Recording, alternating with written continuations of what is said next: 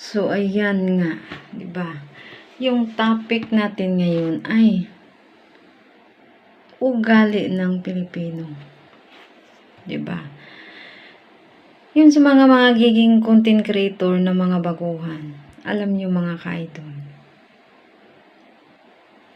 Sabi nga nila, ang ugali ng Pilipino ay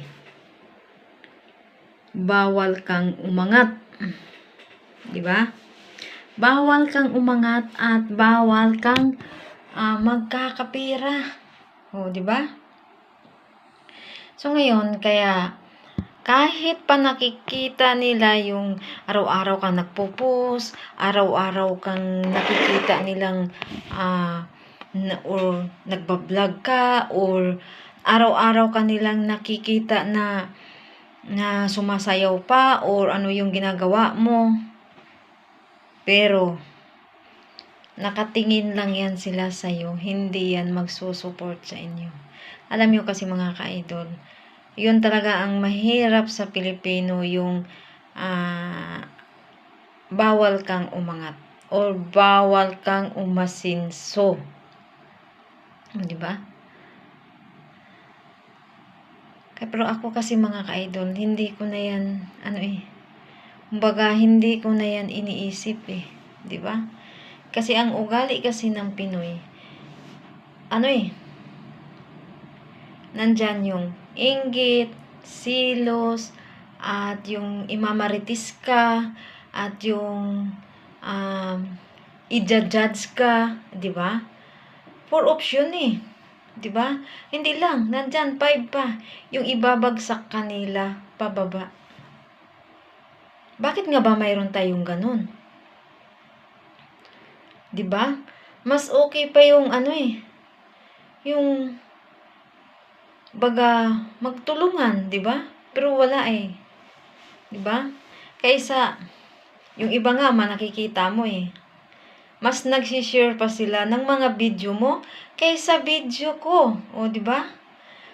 Pero hindi ko pinakita sa kanila na, or hindi ako nagsabi sa kanila na grabe naman kayo, yung ko parang ipilit ko yung sarili ko na sige, suportahan niyo ako para umangat ako or kumita ako, kasi mga kalapit ko naman kayo mga kakilala ko kayo, o higit pa kayo sa kakilala ko. Pero hindi ko ginawa yan. Kasi sabi ko, may mata kayo at nakikita nyo, at may kamay kayo, may cellphone kayo, pwede nyo gawin kung anong gusto nyong gawin, di ba? Pero hindi ko yan hindi ko yan ginagawa na pinagpilitan ko yung sarili ko na para i-support nila ako, hindi. Kaya sabi ko nga, ang pagiging content creator, ka dito solo mo yung life mo.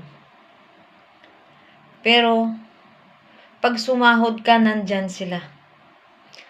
Nandyan sila, nakaikot sa'yo, nandoon na yung hihingi na sa'yo ng tulong, hihingi na sa'yo ng ganito, ganon. Yun ang ugali ng Pilipino.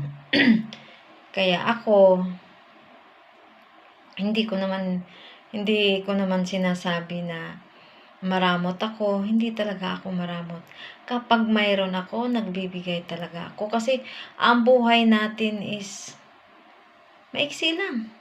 Ang buhay natin dito sa mundong ito is hiram lang. O, diba? At saka, yung pagiging content creator, kasi hindi ka na pwedeng mangaway dito Pag nangaway ka dito, paluin ka talaga ni Master. Kahit yung mga pahangin mo lang na, mabait ako, pero masama akong kaaway, masama akong inunahan. Kasi try ko na yan. Nga lang yun, sa games lang yun ng Facebook. Diba mayroong mga games na mga ano dyan. Binigyan ako kaagad ng ng message kung is a joke lang ba daw. Pinili ko is a joke lang. Kasi kung true, iikutin niya yung bahay ko. Kaya, alam nyo, ang pagiging content creator, maano din talaga.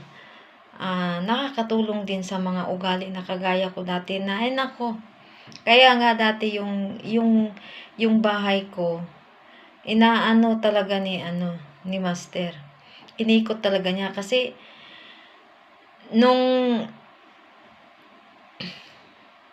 kasi hindi pa ako nagiging content creator, as in napakaano ko talaga. Wala akong kunting salita ko lang, nako, gigirahin ko talaga kayo sa Facebook. Yun. Siguro nung na-monetize ako, napansin talaga yun ni kasi kakalikutin niya ni Master eh. Nung kinalikot niya at napansin niya, inikot niya yung bahay ko. Nung nakuha ko na, tiningnan ko na yung mga ko, nawala na.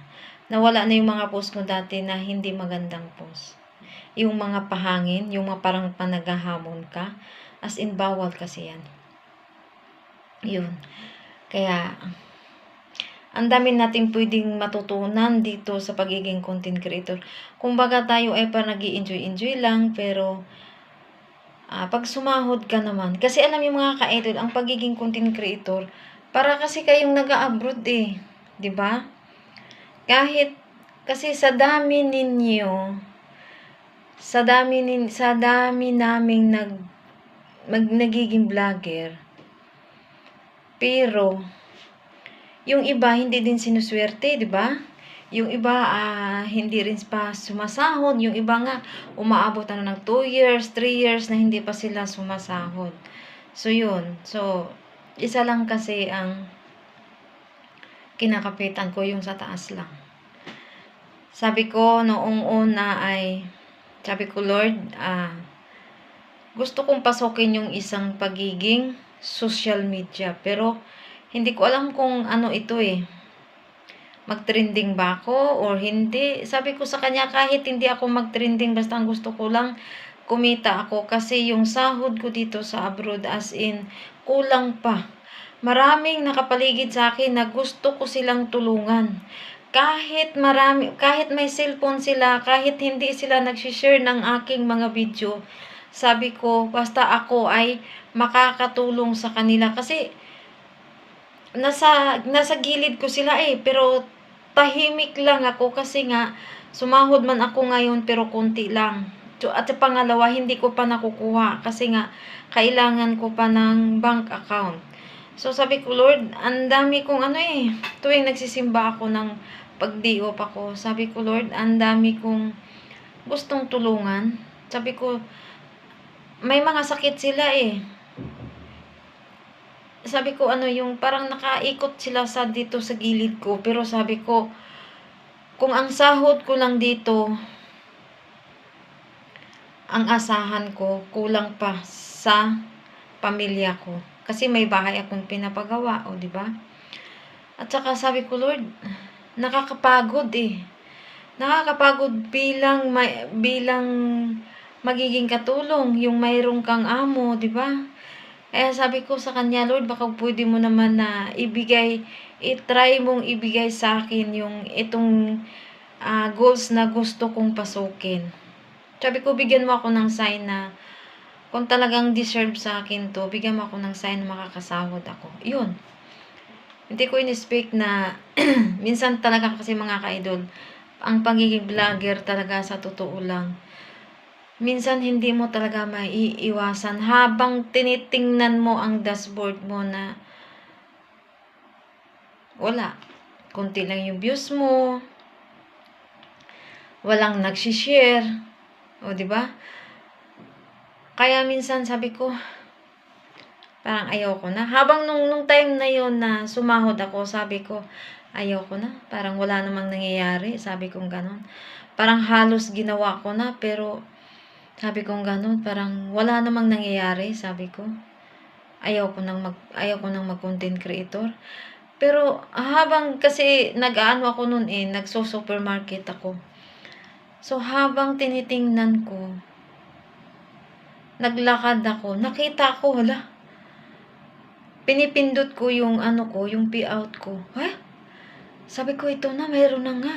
Para akong, siyempre, per sahod ko, para akong na-shock na wala pa akong 1 year. Tapos, sa yung na-monetize ako. Wala pa akong 1 year, pero nakakasahod na ako. Kaya sabi ko, oh, tapos yung mga views ko, Diyos ko naman day. Wala nga 3K, o wala nga 300, o di ba? Pinakamataas lang ng views ng mga vlog ko is 100. Diyos ko, parang 200, yung mga matagal-tagal na is 200.